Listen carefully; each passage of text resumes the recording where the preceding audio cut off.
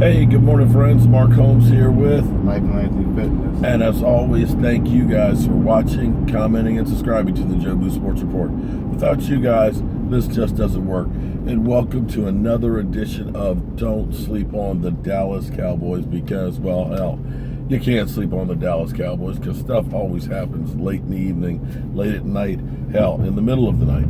So you don't want to miss a thing. Now, the draft is over. My voice is still kind of gone. I got to tell you, I'm still worn out.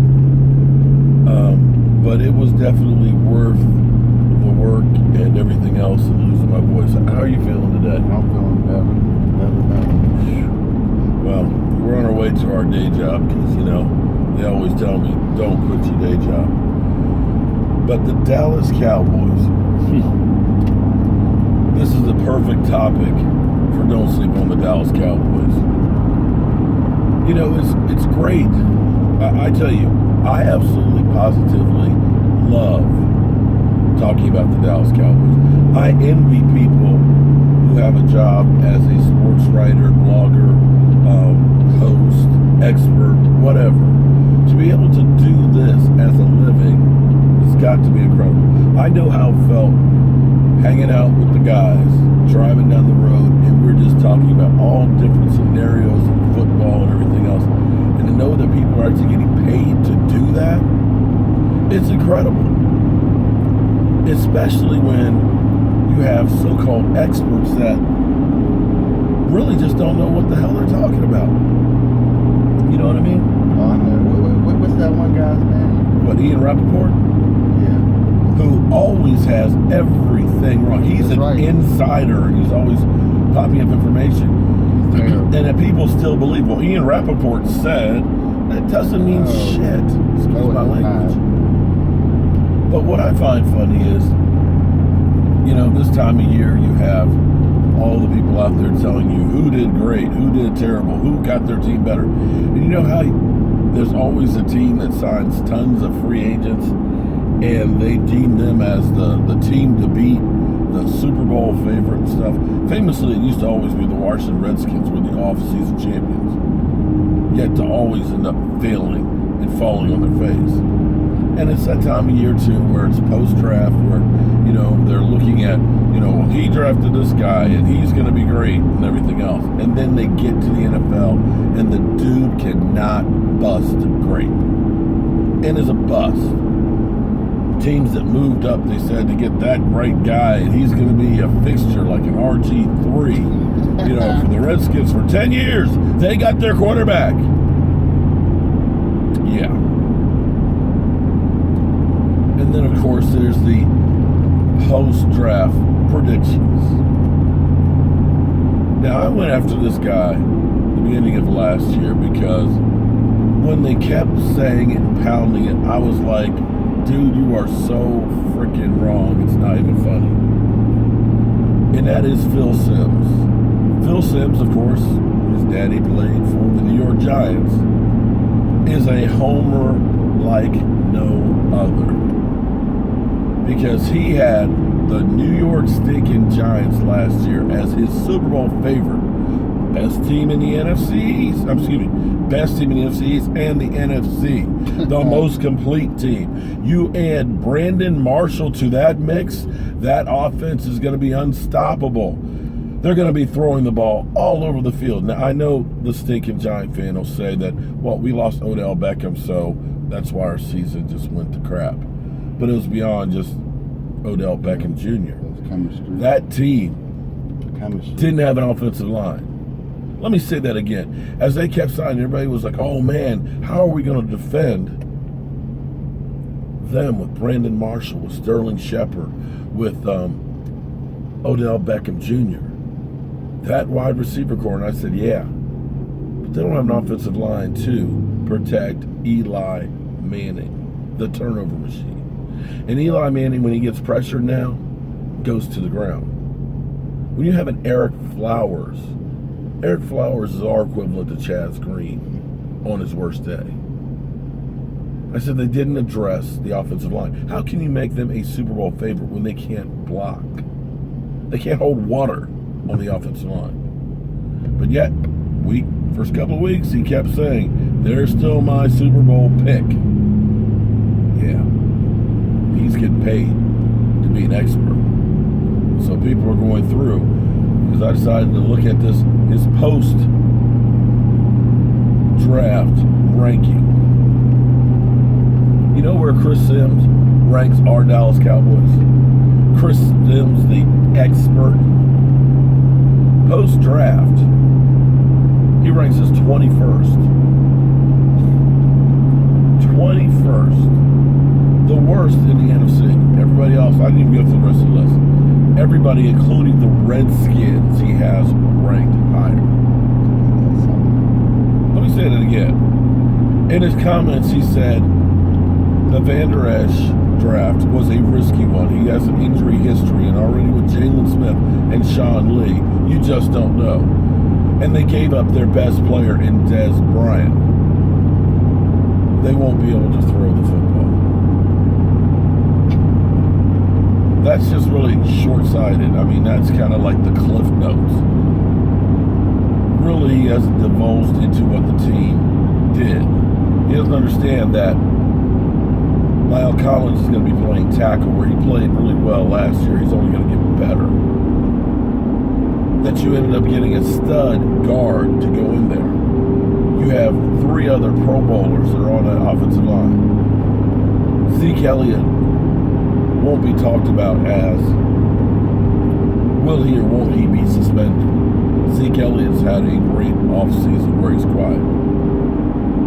You have an offense that is going to ground and pound the hell out of each other. It's not an offense that's predicated on the deep pass to Dez Bryant that's going to end up being a drop anyway.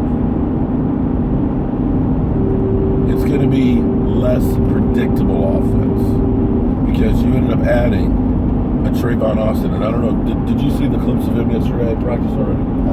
Yes, we're talking about practice. I haven't yet. Not a game now. We're talking about practice. But I got to tell you, he looks fast as can be. And as a change-up running back, or as a back out of the backfield to catch the ball, he's going to be a great weapon on the team. Now, I can understand you can say, well, you have concerns about the team and things like that. But the crap that some of these experts are getting paid for, you see my point here? I will take Vosh. I will take Law Nation. I will take DMV Dallas Cowboys. I'll take Michael Anthony. I'll take E2 Blue. And these guys know more about the Dallas Cowboys than this jackass. These guys are putting in the work. They may not be always right because football is like predicting the weather. The experts don't always get it right. Believe me. And Chris Sims doesn't get it right very often either. I should go back through. I bet you he's got the Giants in the top 10. Bet you. I bet you they're number 1. I bet you he'll have them in the 1. top 10, even though they were in the basement of the NFC East. But it's just hilarious. But in all reality, in all truth, you do not know what these guys will do until they get to the NFL. Because in college, these guys are studs. They're the cream of the crop. They get to the pros, that cream of the crop is everybody across the board. You're playing at a whole nother level. The speed is different. The season is longer. The hits are harder. And some guys that were college standouts wilt. And other guys that you don't expect become Hall of Famers. I'm excited. I'm happy that the team is doing their workouts. I'm happy that we have competition across the board for positions. You know, I always say, I said last night in the live streaming, shout out to everybody that tunes into the live stream. We had Law Nation. We ended up having DMV Dallas Cowboys and that jackass. Yeah, I have to go after him again today. We had, I unleashed the stinking Giant fan on the world. Comedy relief, that's all he is, comedy relief. But shout out to everybody who tuned into the live stream, man. I appreciate all the support and stuff. But I'm excited about all of these guys getting there. And like I was saying, as I pointed out last night, you want competition. You want guys that have to fight for playing time.